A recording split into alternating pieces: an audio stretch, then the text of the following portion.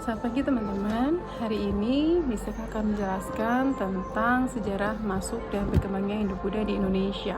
Nah, yang pertama itu akan saya jelaskan tentang sejarah Hindu dan Buddha sendiri. Sebelum kita masuk ke sejarah Hindu-Buddha sendiri, teman-teman pasti tahu ya, pernah ke Bali gitu ya. Kalau mendengar kata Bali, apa sih pertama kali yang ada di pikiran teman-teman? Mungkin ada yang jawab pantai, kemudian bulenya gitu, atau mungkin juga ada yang bisa jawab yaitu pura. Nah, tahukah teman-teman tentang Bali itu banyak sekali bangunan-bangunan seperti pura. Nah, Bali ini identik dengan yang namanya Hindu. Kenapa sih Bali bisa identik dengan agama Hindu? Padahal Bali sendiri bukan tempat pertama kali mendaratnya Hindu atau diperkenalkannya Hindu di Indonesia. Bahkan ada perkenalan pertama kali Hindu itu adalah di Kalimantan Timur, tepatnya di Kutai Martadipura. Kenapa bukan Kutai yang menjadi identik dengan agama Hindu? Kenapa harus Bali? Mungkin jawabannya Bali mungkin tempat yang kedua Miss gitu ya, tapi ternyata bukan juga sih teman-teman. Yang Bali itu bukan menjadi tempat kedua. Yang tempat kedua masuknya Hindu itu adalah dibuktikannya dengan kerajaan Tarumanegara, yaitu ada di sekitar Bogor dan Jakarta. Nah, Bali sendiri kenapa identik dengan agama Hindu? Ternyata teman-teman, ini ada hubungannya dengan dua kerajaan besar gitu ya. Yang pertama adalah kerajaan Majapahit dan yang kedua adalah kerajaan Mataram Islam.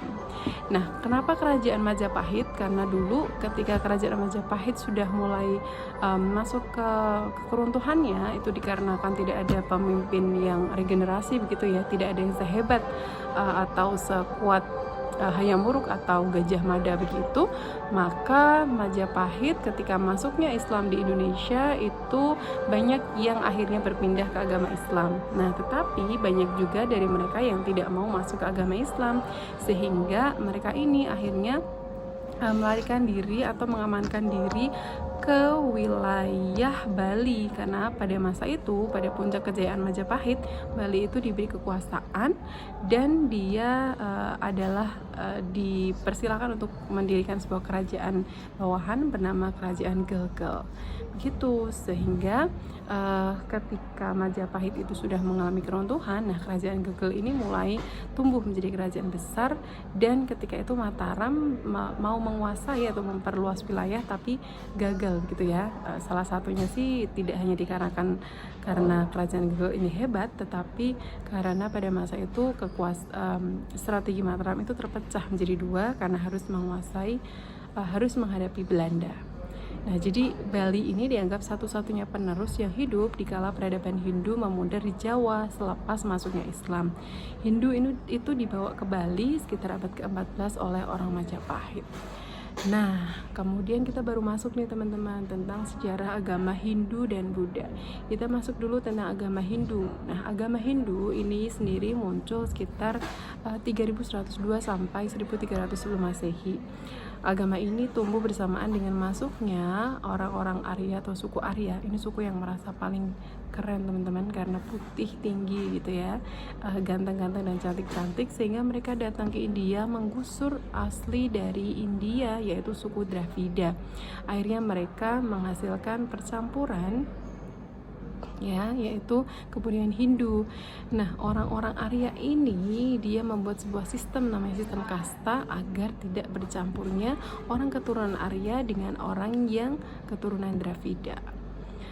Untuk perkembangan agama Hindu itu ada 4, yaitu ada zaman Weda, zaman Brahmana, zaman Upanishad, dan zaman Buddha. Untuk yang zaman Weda ini intinya adalah pada masa ini memang fokusnya adalah pada pemujaan para dewa-dewa begitu ya. Meskipun banyak dewa yang dipuja, tetapi agama Hindu ini tetap dikatakan monoteisme.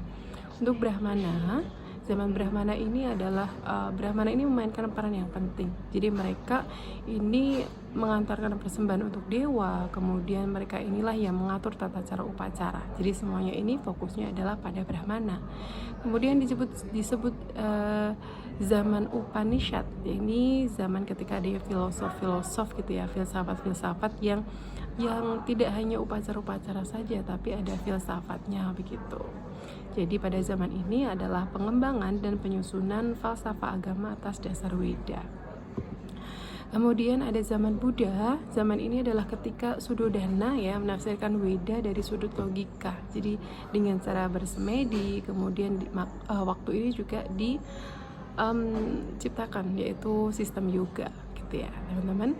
Kemudian untuk agama Buddha sendiri ini dikatakan perkembangan lebih lanjut dari agama Hindu, karena ini ada hubungannya teman-teman dengan agama Hindu ternyata. Nah, Suddhodana ini punya putra bernama Siddhartha yang dia ini diramalkan akan jadi Buddha. Nah, si Suddhodana ini kan merasa bahwa dia sangat sedih gitu ya, sehingga Siddhartha itu nggak boleh keluar dari wilayah istana. Sehingga ketika dia besar nih si Siddhartha ini ingin keluar dari istana dan melihat bagaimana keadaan luar istana. Jadi akhirnya dia harus bersemedi di bawah pohon Bodhi dan akhirnya terlahirlah agama Buddha. Begitu. Kemudian agama ini berkembang pesat pada masa Raja Asoka, tapi akhirnya terjadi perpecahan yaitu Hinayana dan Mahayana. Oke, teman-teman, percayalah pada diri sendiri, karena siapa lagi yang percaya pada diri sendiri kalau kalian nggak percaya diri. Oke, terima kasih dan salam history.